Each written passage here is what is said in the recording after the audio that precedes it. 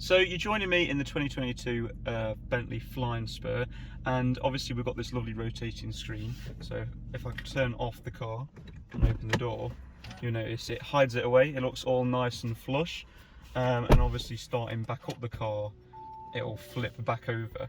But there's actually a third screen, and you're probably wondering how you can access this. So if we press over here on the screen button, we actually flip over to the middle screen where we've got a temperature gauge, a compass, and also a stopwatch. And if I press it again, we'll come back to the screen, the main infotainment system, and if I hold it down, it'll actually turn off and go back to being flush all the way with the dash.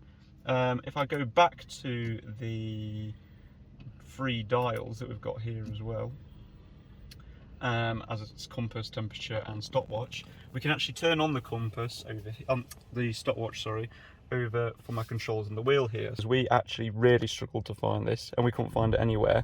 So if you click on this button, obviously you see on the more options that there isn't actually anything available there.